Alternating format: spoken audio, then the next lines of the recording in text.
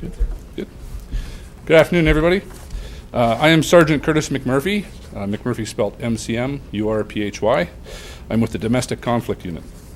Today we are asking for the public's help to locate a youth who is believed to be the victim of a parental abduction.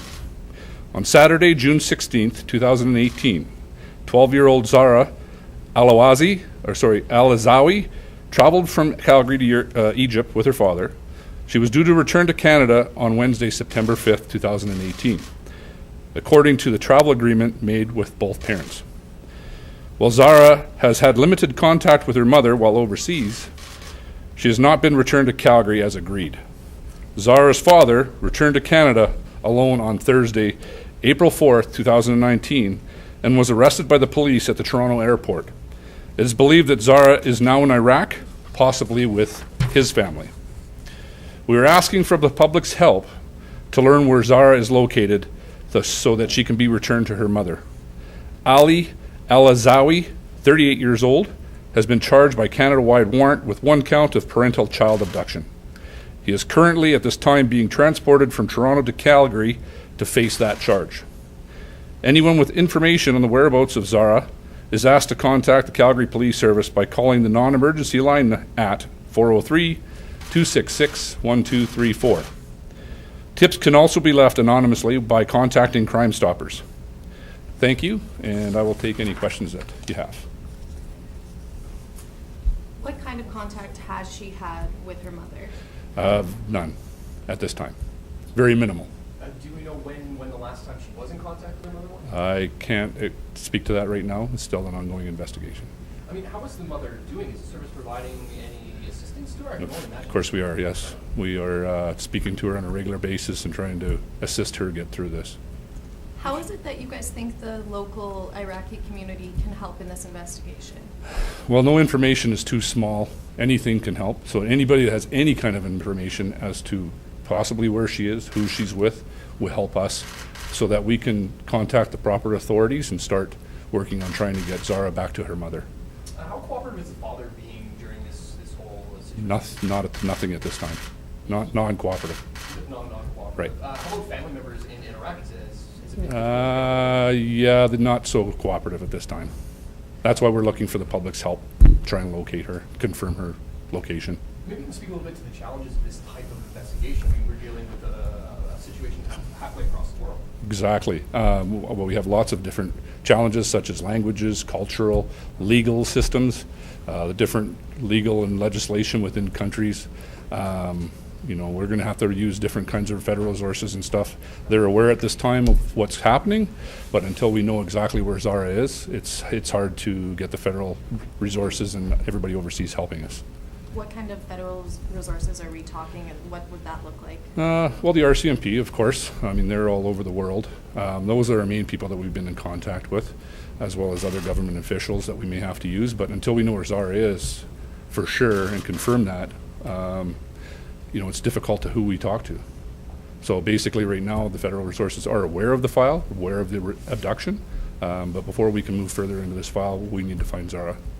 You kind of addressed this before, but you're talking about dealing with a different country's government, a different country's police resources, and are you aware of any laws or anything like that could prevent you guys from apprehending Zahraa? Like, if you find out where she is, and you're able to, is there laws of that country that would prevent you from bringing her back? Potentially, but until we know exactly where she is, we don't know what laws and cultural diversities and stuff we're dealing with. Speaking of where she is, you said that she left with her father to go to Egypt. Right. You believe she's in Iraq. Walk Yes. us through the process by how you found out or you discovered Well, the travel.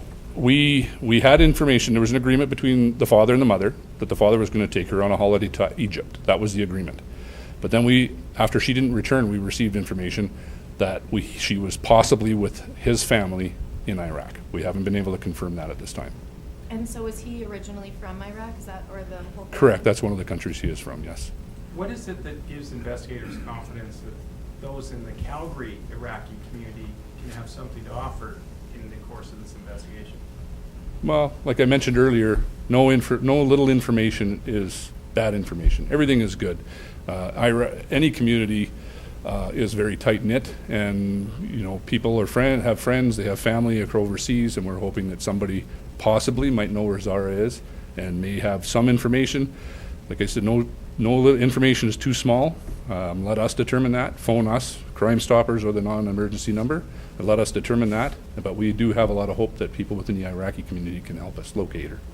Why did the father come back? He must have assumed he was going to be arrested when he came back. I can't answer that at this time. Like I said, he's on his way back to Calgary right now. Our investigators here in Calgary have not spoken to him directly, and we hope to do that soon. What are some of the penalties that the father can incur in this section? Under this section, he could be looking at approximately 3 years maximum sentence.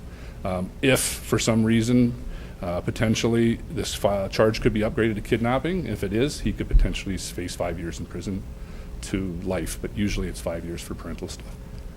What is the status of our extradition treaties with, if you are able to locate Zahraa? I'm unable to answer that at this time. I'm not 100% sure. Did the father return to Canada from Egypt or from Iraq? I believe it was not directly from Iraq, but his original starting point was Iraq to Canada. Apologies if I missed this in the release, but the relationship between the mother and the father, they're not currently together. No, they're not. And did police have any involvement with this family in the past for domestic conflict? I can tell you that they're not well known to us, but we do have some history of domestic contact with them. Has the CPS or RCMP dealt with authorities in Iraq before situations? I can't answer that. I don't really have that information. However, I would imagine that there is some history of it. That's just my personal guess. Have you been in touch with the Iraqi authorities? Have they been able to confirm that her passport entered the country? Is that we are saying that you have information that she's there? No, that's not. I can't answer that question. We have not had direct contact with the Iraqi authorities at this time. Well, so there isn't a specific law enforcement agency in Iraq that you're working with? No. So if the Iraqi authorities aren't cooperating with you, the husband's not cooperating, the family there's not cooperating, how are you getting this information that she's there? I can't answer that, sir. The investigation's ongoing, so we want to confirm the information that we have before we start acting upon it. We need to confirm she's in Iraq, and then we can properly go through the authorities and make that effort to try and get her back to Canada. Where Is it in your- Iraq do you believe she is? I can't answer that question because like I said, we haven't confirmed. It's just information that we've received, and that's why. You want us to get the word out to have people confirm the information you have. What information do you have about where she is in Iraq? I can't. We do not know exactly what city. We just have information that she's in Iraq.